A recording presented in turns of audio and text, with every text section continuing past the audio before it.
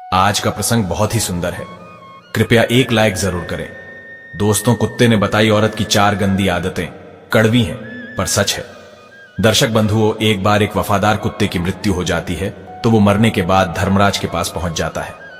धर्मराज उस कुत्ते से कहते हैं, हे श्वान, तुमने कुत्ते के शरीर में होते हुए भी कभी किसी को नहीं सताया, ना कोई घिनौना कृत किया, हमेशा अपने मालिक के वफादार बनकर रहे। इतना तो कोई मनुष्य भी होता, वो भी नहीं करता। खैर, मैं तुम्हारे काम से बहुत प्रसन्न हूं और जो वफादार होते हैं वो मुझे अत्यंत प्रिय होते हैं। मुझे लगता है तुम्हें धरती पर भेजकर एक मौका और देना चाहिए। जाओ, इस बार तुम्हें मैं समस्त योनियों में सर्वश्रेष्ठ योनि मनुष्य बनाकर धरती पर भेज रहा हूं। जाओ और जाकर मनुष्य के रूप में पृथ्वी के सुख और ऐसो आनंद को भोगो। धर्मराज के इतना कहने पर भी कुत्ते के चेहरे पर बिल्कुल भी खुशी नहीं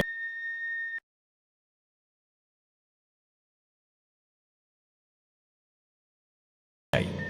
धर्मराज ने पूछा, हे स्वान, मैंने तुम्हें इतना अच्छा शरीर देने का वरदान दिया, पर तुम्हारे चेहरे पर मुझे कोई खुशी नहीं मालूम पड़ी।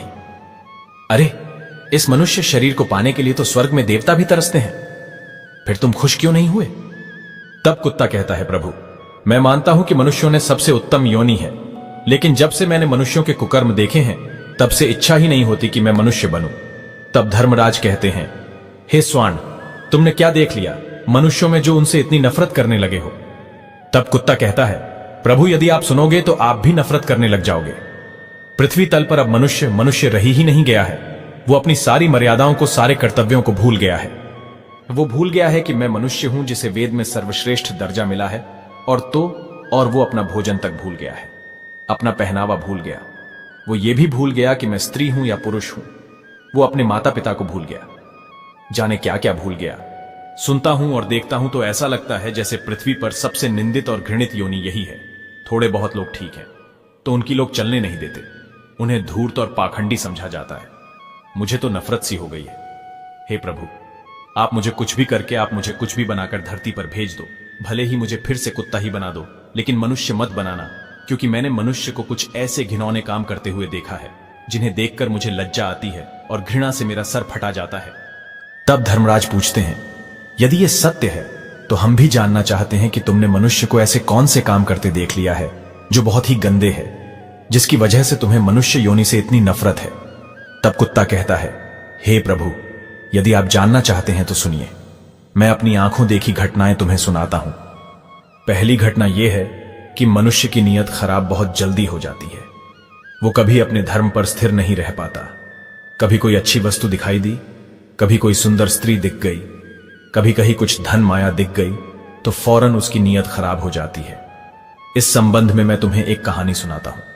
किसी नगर में एक सेठ के घर एक बहुत सुंदर कन्या उत्पन्न हुई। कन्या बड़ी ही रूपवती थी। धीरे धीरे जब वो बड़ी होने लगी तो उसका रूप और यौवन में और भी निखार आने लगा। धीरे धीरे कन्या युवा अवस्था को प्राप्त हुई। तब एक दिन सेठ के मन में विचार आता है कि मैं अपनी बेटी का विवाह करूं, और विवाह किसी राजा महाराजा से करना चाहिए। मित्रों, ऐसा विचार करके सेठ नगर से बाहर एक बाबा रहते थे। सेठ उस बाबा के पास जाता है और वो अपने मन की इच्छा उन बाबा से कहता है कि बाबा, हम अपनी रूपवती कन्या का विवाह किसी राजकुमार के साथ करना चाहते हैं। जरा अपने तपोबल से देखकर बताओ कि हमारी बेटी का विवाह किसके साथ होगा। तब वो बाबा कहता है, देखिए सेठ जी, हम आपकी बेटी का भाग्य उसे देखकर ही बता पाएंगे। या तो आप अपनी कन्या को यहां बुला लाइए, या फिर हम आपके घर चलते हैं। सेठ कहता है, हां बाबा, आप हमारे घर पधारिए। आपके चरण हमारे घर में पड़ जाएंगे तो घर भी पवित्र हो जाएगा, और हमारी बेटी का भाग्य देखकर जरूर बताएं। दोस्तों, अगले दिन सुबह सुबह वो बाबा उस सेठ के घर जाते हैं। गए थे कन्या को देखकर उसका भाग्य बताने, पर कन्या इतनी सुंदर थी कि मौनी बाबा ही उस पर आसक्त हो गया। मौनी बाबा का मन सेठ की कन्या पर चालायमान हो गया। सोचने लगा, ऐसी कन्या यदि मुझे मिल जाए तो मेरे भाग्य खुल जाए। अब कोई ऐसा जतन करूं जिससे यह लड़की मुझे मिल जाए। यही सोच करके वो मौनी बाबा एकदम से रोने लगता है। मौनी बाबा को रोता हुआ देखकर सेठ ने पूछा, बाबा, आप तो कभी बोलते भी नहीं थे, आपके रोने का क्या कारण है? तब वो बाबा सेठ को एकांत में ले जाकर समझाता है कि तुम्हारी कन्या की मस्तक रेखाओं को देखकर हमें रोना आ रहा है, क्योंकि इन रेखाओं का यह फल है कि यह कन्या तुम्हारे कुल का नाश कर देगी, और जिस घर में जाएगी उस घर को भी ले डूबेगी। मौनी बाबा की बात सुनकर सेठ घबरा जाता है। पूछने लगा, बाबा, क्या इसका कोई उपाय नहीं है जिससे कि हमारा कुल नष्ट होने से बच जाए? तब मौनी बाबा कहता है, इसका एक ही उपाय है। तुम अपनी कन्या को एक संदूक में बंद करके उस पर एक दिया जलाकर रख दो और संध्या के समय उसे नदी में बहा दो। तब तो तुम बच जाओगे, वरना थोड़े ही दिनों में तुम्हारा घर चंपत हो जाएगा। मित्रों, ऐसी बात बताकर मौनी बाबा तो अपने ठिकाने की ओर चला जाता है। उधर उस सेठ ने मौनी बाबा ने जैसा बताया था वैसा ही किया। अपनी कन्या को एक बड़े से संदूक में बंद कर दिया और उसके ऊपर एक दिया जलाकर रख दिया। जैसे ही शाम का समय होता है वो उसे नदी में प्रवाहित कर देता है। वो संदूक बहता हुआ नदी में चला जा रहा था। मित्रों, आपको बता दें कि मौनी बाबा ने ऐसा क्यों करवाया। उसने सोचा कि जैसे ही सेठ अपनी कन्या को संदूक में बंद करके नदी में बहाएगा, वैसे ही कुछ दूर आगे जाकर मैं उस संदूक को निकाल लूंगा और उस लड़की को मैं अपनी स्त्री बना लूंगा। यही सोचकर मौनी बाबा ने अपने 4 चेले नदी के किनारे बैठा दिए और कहा कि आज की रात इस नदी में बहता हुआ एक संदूक आएगा। तुम चुपचाप उस संदूक को निकाल कर मेरे पास ले आना। चेलाओं ने कहा, ठीक है गुरुजी। अब तो साधु के चेले जाकर नदी के किनारे बैठ गए। उधर क्या होता है, वो संदूक जैसे ही नदी में छोड़ा जाता है कुछ दूर आगे तक पहुंच जाता है। कुछ दूर आगे नदी के किनारे एक राजा का राजकुमार खड़ा था। राजकुमार शिकार खेलने आया था। राजकुमार नदी किनारे खड़ा था। अचानक उसकी नजर संदूक पर पहुंच जाती है। राजकुमार ने झटपट अपने सिपाहियों से उस संदूक को बाहर निकलवाया। राजकुमार ने संदूक खोलकर देखा तो उसमें एक बहुत सुंदर अप्सरा सी राजकुमारी बैठी थी। राजकुमार उसे देखते ही उस पर लट्टू हो गया। राजकुमार ने उसे अपनी पत्नी बना लिया और उस संदूक में जंगली सुअर पकड़कर बंद कर दिया और उसके ऊपर दीपक जलाकर रख दिया। फिर उस संदूक को फिर से नदी में प्रवाहित कर दिया। संदूक बहता हुआ आगे के लिए चला गया। अब आगे तो महात्मा जी के चेले नदी किनारे घात लगाए बैठे ही थे कि जैसे ही संदूक आएगा हम निकाल लेंगे। उन्होंने झटपट संदूक निकाला और अपने गुरु के पास ले आए। गुरु को पता ही था कि संदूक में सेठ की सुंदर कन्या बंद है, इसलिए उसने संदूक को कमरे के अंदर रखवा दिया और चेलाओं से कहकर बाहर से कुंडी लगवा दी और कहा, सुनो, इस कमरे से चाहे कितना ही शोर आए, चाहे मैं दरवाजा खोलने के लिए कहूं, चाहे कोई और, लेकिन तुम बाहर से कुंडी मत खोलना। चेलाओं ने कहा, जो आज्ञा गुरुदेव। इस प्रकार वो मौनी बाबा संदूक के साथ कमरे में बंद हो जाता है और जैसे ही उसने संदूक खोलकर सेठ की कन्या को देखना चाहा तो मित्रों, उस संदूक से एक खूंखार जंगली सुअर निकलता है और उस मौनी बाबा को अपनी सूंड से मारना शुरू करता है। बाबा जी बहुत चिल्लावे कि दरवाजा खोल दो, मगर किसी भी चेले ने दरवाजा नहीं खोला। आखिरकार सुअर ने बाबा जी को मारकर ही छोड़ा। जब शोरगुल बिल्कुल शांत हो गया तो चेलाओं ने दरवाजा खोलकर देखा तो अंदर गुरु मृत अवस्था में पड़े थे और कमरे के अंदर से सुअर निकलकर भाग गया।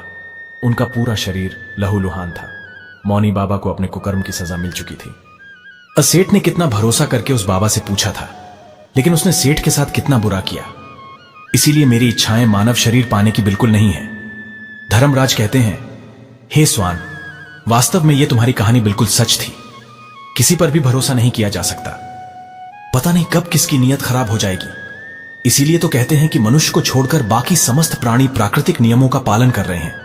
केवल मनुष्य ही बदलता जा रहा है और इतना बदल गया है कि बदलते बदलते पशु बन गया है। कोई किसी पर विश्वास करने के लायक ही नहीं रहा है। आज का जमाना यह आ गया है कि किसी विश्वासी का भी विश्वास नहीं किया जा सकता। कुत्ता कहता है, हे प्रभु, अब मैं तुम्हें दूसरी घटना सुनाता हूं, ध्यान देकर सुनो। एक बार एक पंडित जी काशी में विद्या अध्ययन करने के लिए गए थे। उन्होंने 12 वर्ष तक पढ़ाई की। जब उन्होंने सब कुछ पढ़ लिया तो पढ़ने के बाद वे वापस अपने घर लौट आए और अपने पिताजी से कहा, पिताजी, मैं सब कुछ पढ़कर आ गया हूं। अब मुझे सब कुछ याद है। आप मुझसे कोई सा भी प्रश्न पूछ सकते हो, मैं उसका भली भांत ठीक ठीक उत्तर दूंगा। पंडित जी के पिताजी कहने लगे, ठीक है बेटा, जब तुम सब कुछ पढ़कर आए हो तो तुम मेरे एक छोटे से प्रश्न का उत्तर दे दो। पंडित जी कहने लगे, ठीक है पिताजी, पूछिए। पिता ने पूछा कि मुझे सिर्फ इतना बता दो कि पाप के बाप का क्या नाम होता है। फिर पंडित जी ने सोचा कि पाप का बाप, ये तो मैंने कभी पढ़ा ही नहीं है। जो किताबें मैंने पढ़ी उसमें यह विषय तो था ही नहीं। फिर तो पंडित जी रात भर किताबें पलटते रहे, परंतु पाप के बाप का नाम नहीं मिला। पंडित जी के पिताजी कहने लगे, जब तुम्हें पाप के बाप का नाम नहीं मालूम तो तुमने क्या खाक पढ़ाई की है? अभी तक तुम्हें पाप के बाप का ही नाम नहीं पता है। अपने पिता की बात को सुनकर पंडित जी कहने लगे, पिताजी, तुम चिंता ना करो, आखिर मैं एक ब्राह्मण का बेटा हूं। मैं पाप के बाप का नाम ढूंढकर ही वापस लौटूंगा, चाहे 12 वर्ष मुझे फिर से क्यों ना बीत जाए। मित्रों, पिताजी से इतना कहकर पंडित जी पुनः काशी के लिए रवाना हो जाते हैं। फिर कुत्ता कहता है, हे प्रभु, जब पंडित जी घर से काशी के लिए चल दिए तो रास्ते में उन्हें बहुत तेज प्यास लगती है। एक नगर में उन्हें एक घर दिखाई देता है तो पंडित जी उस घर में जाते हैं और वहां जाकर कहते हैं, मुझे बहुत जोर की प्यास लगी है, अगर घर के अंदर कोई हो तो मुझे पानी पिला दो। हम मित्रों, घर के अंदर से एक स्त्री निकलती है और पंडित जी को पानी पिलाती है। पंडित जी पानी पीते हैं और पानी पीने के बाद पंडित जी उस औरत से पूछते हैं, ये किसका घर है? वो स्त्री कहती है, पंडित जी, आपको ये बात पानी पीने से पहले ही पूछनी थी कि ये किसका घर है। अब आपने पानी तो पी लिया, अब आप पूछ रहे हैं ये किसका घर है, तो सुन लो, ये घर एक वेश्या का है, मैं एक वेश्या हूं। पंडित जी ने जैसे ही वेश्या का नाम सुना तो उन्होंने एकदम से अपने कान पकड़ लिए और कहने लगे, राम राम, ये क्या हो गया? मुझसे तो भारी अपराध हो गया, मैंने एक वेश्या के घर का पानी पी लिया। पंडित जी मन ही मन सोचते हैं, पाप का बाप तो मिला नहीं, एक पाप और हो गया। तभी वो वेश्या कहती है, पंडित जी, आप आगे कहां जा रहे हो? पंडित जी ने वेश्या को सारी बात बताई और कहा कि मैं पाप के बाप का नाम ढूंढने जा रहा हूं, मुझे काशी में मिलेगा, इसलिए मैं दोबारा काशी में पढ़ने जा रहा हूं। पंडित जी की बात को सुनकर वेश्या ने सोचा कि 12 वर्ष काशी में पढ़कर आए हैं तो भी नहीं मालूम कि पाप के बाप का नाम क्या है, और अब फिर से काशी पढ़ने जा रही है। मगर यह जरूरी भी नहीं कि पंडित जी जब काशी में पहुंच जाए तो उन्हें पाप के बाप का नाम वहां मालूम पड़ जाए। जब ये मेरे पास आए हैं तो क्यों ना मैं ही इन्हें बता दूं कि पाप के बाप का नाम क्या होता है। ऐसा सोचकर वो वेश्या पंडित जी से कहती है, पंडित जी, आपको पाप के बाप का नाम मालूम करना है तो काशी जाने की जरूरत नहीं है, पाप के बाप का नाम तो मैं ही आपको बता सकती हूं। तब पंडित जी कहने लगे, यदि तुम मुझे ये नाम बता दो तो फिर मुझे इतनी दूर क्यों जाना पड़ेगा? वैश्या कहती है, ठीक है पंडित जी, मैं आपको पाप के बाप का नाम बताऊंगी। वैश्या पंडित जी से कहती है, आप बहुत थक चुके हैं, आप काफी दूर से चलकर आए हैं, इसलिए आप थोड़ी देर आराम कर लो, तब तक मैं आपके लिए भोजन बना देती हूं, फिर भोजन करने के बाद मैं आपको बताऊंगी पाप के बाप का क्या नाम है। उधर कुत्ता धर्मराज से कहता है, प्रभु, जब वैश्या ने कहा पंडित जी आप भोजन कर ले, उसके बाद मैं आपको पाप के बाप का नाम बताऊंगी, तो पंडित जी कहने लगे कि मैं तेरे घर पर भोजन कैसे कर सकता हूं, तू एक दूषित स्त्री है, मैं तेरे यहां भोजन कदापि नहीं करूंगा। पानी पी लिया, उसका भी प्रायश्चित कर रहा हूं। पंडित जी की बात को सुनकर वैश्या कहने लगी, कोई बात नहीं पंडित जी, मैं आपको दाल, आटा, घी, शक्कर सब दे देती हूं, आप स्वयं बनाकर भोजन कर लो। पंडित जी कहने लगे, तू तो एक वैश्या है, मुझे तेरे घर का तो सीधा भी नहीं लेना चाहिए। पंडित जी की बात सुनकर वैश्या कहने लगी, पंडित जी, अगर आप मेरे हाथों से सीधा ले लेंगे तो मैं आपको 5 सोने की मोहरें भी दे दूंगी साथ में।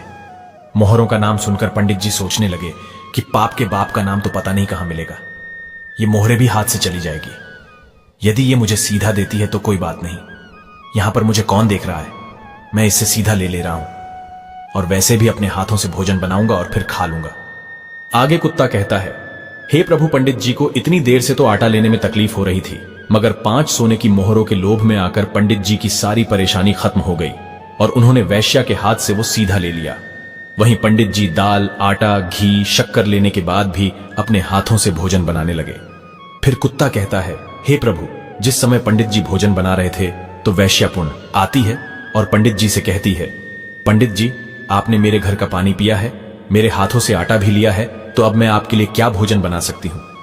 पंडित जी कहने लगे, ओ वैश्या, ज्यादा मत बोल, तेरे घर का सीधा सामान ले लिया, यही बहुत है, तू एक वैश्या है, तेरे हाथ का बना भोजन मैं कभी नहीं कर सकता। फिर वैश्या कहने लगी, पंडित जी चिंता मत करो, यदि आप मेरे हाथ का भोजन खा लोगे तो मैं आपको उसके बदले में 5 सोने की मोहरें और दे दूंगी। पंडित जी सोचने लगे, यदि मुझे खाना खाने के बदले में 5 सोने की मोहरें मिल जाएगी तो मेरे पास 10 सोने की मोहरें हो जाएंगे। पंडित जी कहने लगे, कोई बात नहीं है, मैं खाना खा लेता हूं, यहां पर मुझे कौन देख रहा है। फिर पंडित जी वैश्या से कहते हैं, मैं तुम्हारे हाथ का खाना खा लेता हूं, लेकिन तुम स्नान करने के बाद ही भोजन बनाना। तो वैश्या कहने लगी, ठीक है पंडित जी, मैं स्नान करने के बाद ही भोजन बनाऊंगी। 5 सोने की मोहरें देने के बाद वैश्या ने पंडित जी के लिए भोजन बनाया और पंडित जी ने कहा, बस अब तुम चली जाओ, मैं अपने आप भोजन कर लूंगा। तभी वैश्या कहने लगी, पंडित जी, मैंने आपके लिए भोजन बनाया है तो आप सिर्फ 5 निवाले मेरे हाथ से खा भी लो तो क्या हो जाएगा। अब तो पंडित जी कहते हैं, हे दूषित स्त्री, अंगुली पकड़ के, अब तू हाथ पकड़ना चाहती है, मैं तेरे हाथों से कभी भोजन नहीं कर सकता, तू एक वैश्या है। तभी वैश्या कहने लगी, पंडित जी, यदि आप 5 निवाले मेरे हाथों से खा लेंगे तो मैं आपको 5 सोने की मोहरें और दे दूंगी। पंडित जी सोचने लगे, अगर ये मुझे 5 सोने की मोहरें और दे देगी तो मेरे पास 15 सोने की मोहरें हो जाएंगी। फिर पंडित जी वेश्या से कहने लगे, ठीक है, यदि तुम अपने हाथों से मुझे भोजन कराना चाहती हो तो अपने हाथों से मुझे भोजन खिला सकती हो। पंडित जी की बात सुनकर वेश्या ने पंडित जी को भोजन की थाली परोसी। सामने पंडित जी बैठ गए, इधर दूसरी तरफ वेश्या बैठ गई, बीच में भोजन की थाली है। वेश्या ने निवाला लिया और अपने हाथ से पंडित जी के मुंह की ओर बनाया। पंडित जी ने भी वेश्या के हाथ से निवाला लेने के लिए अपना मुंह खोल दिया। जैसे ही पंडित जी ने मुंह खोला वैसे ही वेश्या ने पंडित जी के गाल पर एक जोरदार तमाचा झड़ दिया। पंडित जी आग बबूला हो गए, कहने लगे, तेरी ये मजाल, तू वेश्या होकर के मुझ पर हाथ चलाती है, थप्पड़ मारती है, तूने बहुत बड़ा अपराध किया है। वेश्या ने कहा, पंडित जी, मैंने कोई अपराध नहीं किया है, मैंने तो आपको शिक्षा दी है, आप जिसकी तलाश में आए थे उसका उत्तर बताया है। अपराध तो आपने किया है, आप मेरे घर का पानी पीते हैं, आप मेरे घर का सामान लेते हैं, आप मेरे घर से बनाया भोजन करते हैं, आप मेरे हाथों से भोजन करते हैं। जब आप वैश्या के यहां पर कोई काम नहीं कर सकते तो फिर यह सब आपने क्यों किया? पंडित जी कहने लगे, तेरे भाव और प्रेम के कारण। तो वैश्या कहने लगी, प्रेम के कारण नहीं, यूं कहिए कि लोभ के कारण आपको 15 सोने की मोहरें दिखाई दे रही थी, इसलिए आप मेरे घर का खाना खाने को तैयार हो गए, मेरे हाथ से भी खाने को तैयार हो गए। यही तो पाप का बाप है, लोभ। लोभ दिखता गया और आप वो सब करते गए जिसे करना आप पाप समझते थे। वैश्या की बात को सुनकर पंडित जी की आंखें खुल गईं और पंडित जी वैश्या के चरणों में गिरकर बोले, आप कोई वैश्या नहीं, आप मेरी गुरु निकली, क्योंकि 12 वर्ष तक काशी में पढ़ने के बाद भी मैं आज तक नहीं जान सका कि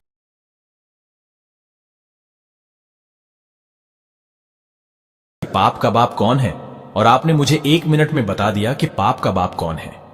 अब मैं समझ गया हूं कि पाप का बाप लोभ होता है और मनुष्य को कभी लोभ नहीं करना चाहिए।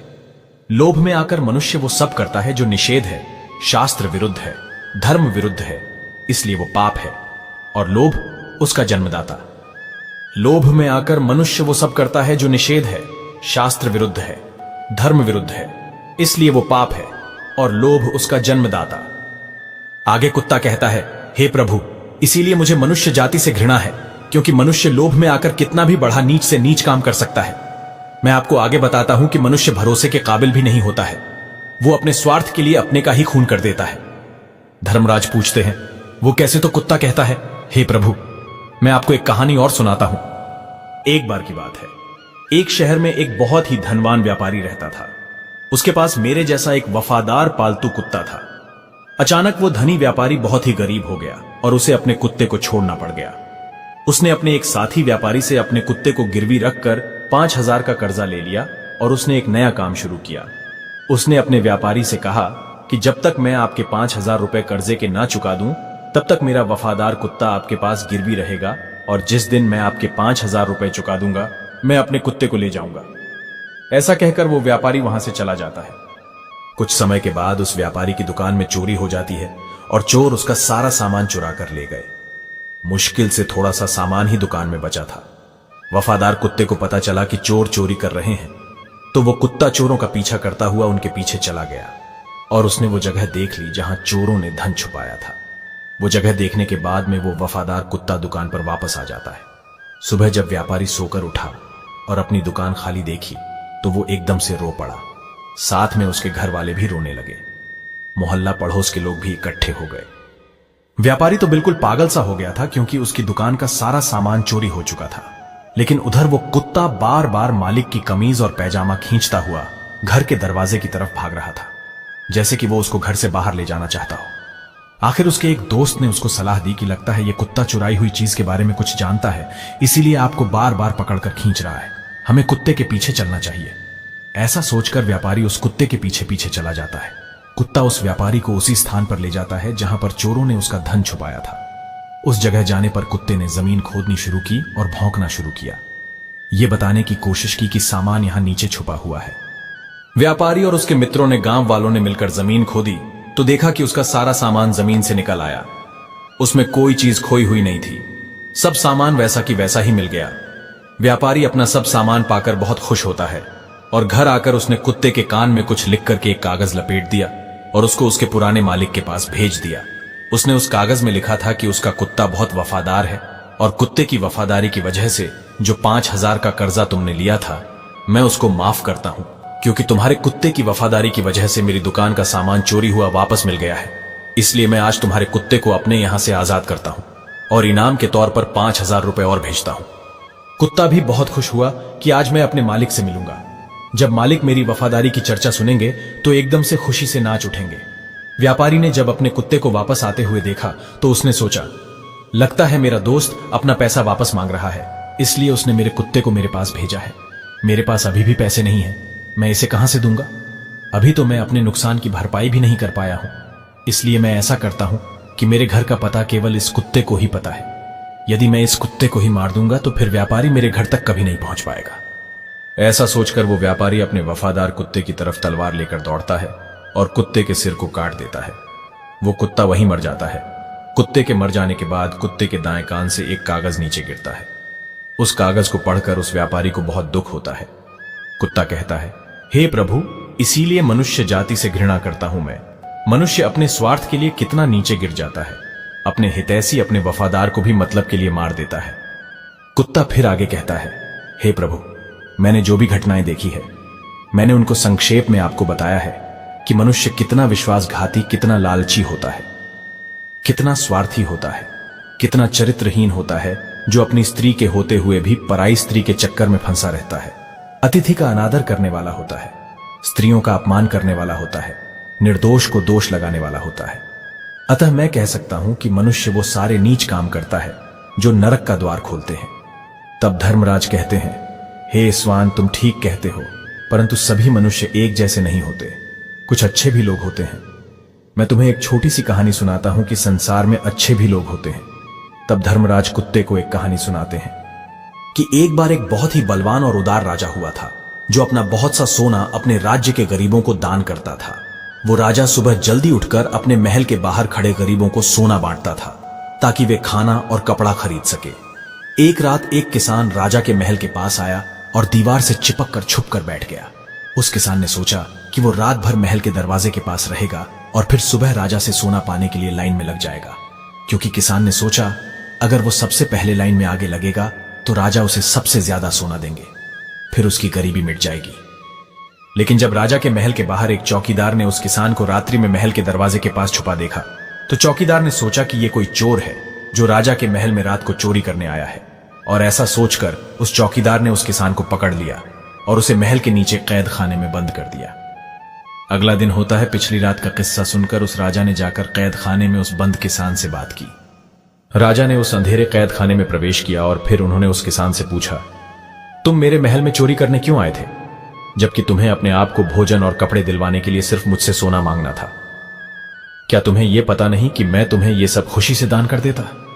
राजा की बात को सुनकर वो गरीब किसान कहता है, राजन, मैं कोई चोर नहीं हूं, मैं सिर्फ एक किसान हूं जो बुरे समय से गुजर रहा हूं और मुझे मदद की जरूरत है। मैं एक जमाने में अच्छा किसान था और अच्छा व्यापारी जो बहुत दान पुण्य करता था, लेकिन फिर अकाल पड़ गया। चोरों ने मेरे मवेशियों को चुरा लिया। किसान आगे कहता है, महाराज, मैं आपके महल में चोरी करने नहीं आया था। मैं रात में इसलिए आया था कि किसी तरह सुबह सबसे पहले मैं लाइन में लग जाऊंगा और जब आप सोना बांटेंगे तो सबसे पहले मुझे मिल जाएगा। महाराज, मैं जो भी कह रहा हूं सच कह रहा हूं। किसान की बातें राजा के दिल को छू गई। राजा ने अपने सिपाहियों को उस किसान को मुक्त करने का आदेश दिया। फिर उसने उस किसान को 10 सोने के सिक्के दिए, जिससे वो अपनी जिंदगी अच्छे से बिता सके। किसान ने राजा को धन्यवाद किया और अपना सोना लेकर महल से निकल गया। लेकिन अगले दिन किसान अपने 10 सोने के सिक्कों से संतुष्ट नहीं था और हर रात को महल के दरवाजे के पास आकर वो सुबह होने का इंतजार करता था। हर सुबह राजा आता था और उसे 10 सोने के सिक्के प्रदान करता था। इस प्रकार 10 सोने के सिक्के वो कई दिनों तक प्राप्त करता रहा। आखिरकार राजा ने किसान से एक दिन पूछ लिया, जब मैं तुम्हें इतना सोना दे दिया तो तुम रोजाना मेरे महल में क्यों आ जाते हो? क्योंकि मैं समझता हूं मैं तुम्हें इतना सोना दे चुका हूं कि अब तुम गरीब या भूखे नहीं हो। नहीं। किसान कहता है, महाराज, मैं आपके जैसा बनना चाहता हूं। राजा कहने लगा, यदि तुम मेरे जैसा बन जाओगे तो क्या तुम इस राज्य के गरीबों की मदद कर पाओगे? तो किसान ने कहा, हां महाराज, यदि मैं आपके जैसा बन जाऊंगा तो मैं राज्य से गरीबी मिटा दूंगा। उस किसान की बातों से प्रभावित होकर राजा ने अपना आधा राज्य उस किसान को दे दिया और उसे आधा धन भी दे दिया। राजा ने कहा, लेकिन तुम्हें वादा करना होगा कि तुम हमेशा उन लोगों की मदद करोगे जिन्हें तुम्हारी मदद की जरूरत होगी। फिर किसान ने राजा की बात मान ली और राजा ने अपना धन, अपना आधा राज्य उसे दे दिया। धर्मराज कहते हैं, इस प्रकार कई साल गुजर गए और वो किसान बहुत धनवान बन गया। उसने राजा के द्वारा प्राप्त धन से बहुत सारा धन एकत्रित कर लिया और फिर उस राजा से भी ज्यादा उस राज्य के गरीबों में धन बांटने लगा। मित्रों, राजा किसान के बारे में ऐसा सुनकर बहुत खुश होता है कि वो गरीबों की मदद करता है। उसे पता था कि दूसरों को देने में ही दुनिया का सबसे बड़ा सुख है और किसान ने भी यही सबक अच्छी तरह सीखा था कि वो भी अपना धन, अपनी खुशियां दूसरों के साथ बांटे। और फिर किसान और राजा दोनों ने मिलकर अपने राज्य से पूरी तरह से गरीबी का अंत कर दिया। प्रजा सुखपूर्वक जीने लगी। धर्मराज बोल, हे स्वान, दुनिया में अच्छे लोग भी रहते हैं, सब एक जैसे नहीं होते। तुमने बुरे लोगों को देखकर अच्छे लोगों को उन्हीं में क्यों शामिल कर दिया? जो जैसा कर्म करता है उसे वैसा फल भी मिलता है। फिर कुत्ता कहता है, ठीक है भगवान, मैं तुम्हें एक और कहानी सुनाता हूं। ध्यानपूर्वक सुनो कि दुनिया में लोग कितने गिरे हुए हैं, कितनी घटिया सोच वाले हैं। राजा बनकर भी लोग संतुष्ट नहीं हैं। किसी नगर का एक राजा एक दिन शिकार खेलने जंगल में जाता है। शाम को जब घर की तरफ लौट रहा था तो उसे बहुत तेज प्यास लग रही थी। पास में ही एक किसान अपने खेत पर काम कर रहा था। राजा ने किसान से कहा, मुझे पानी पिला दो। किसान के पास पानी तो नहीं था, पर उसके खेत में तरबूजों की फसल खड़ी थी। उसने एक बड़े से तरबूज को काटकर राजा को दिया। उस तरबूज में इतना रस निकाला कि वो तरबूज के रस को पीकर राजा की प्यास बुझ गई। राजा ने कहा, राजा ने किसान से पूछा कि तुम राजा को कितना कर देते हो? किसान ने उत्तर दिया कि 1 टका बीघा। यह सुनकर राजा सोचने लगा कि किसान की पैदावारी तो बहुत है और ये 1 टका बीघा ही कर देता है, इस पर कर की दर और बढ़ानी चाहिए। राजा ने मंत्री से कहकर किसानों पर कर की दर बढ़ाने का हुक्म कर दिया। एक दिन राजा शिकार से फिर लौट रहा था और किसान के खेत के पास से गुजर रहा था। राजा को प्यास लगी तो उसने उसी किसान से पानी मांगा।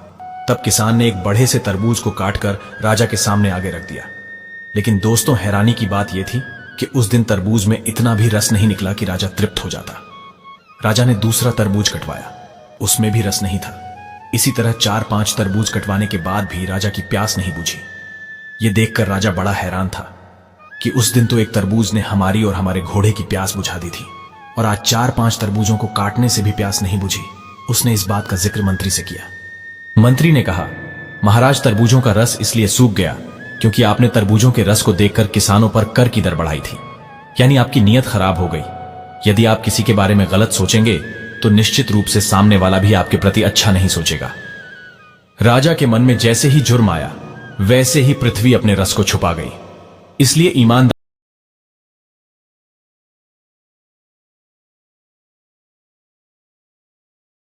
से खाना चाहिए और ईमानदारी से रहना चाहिए।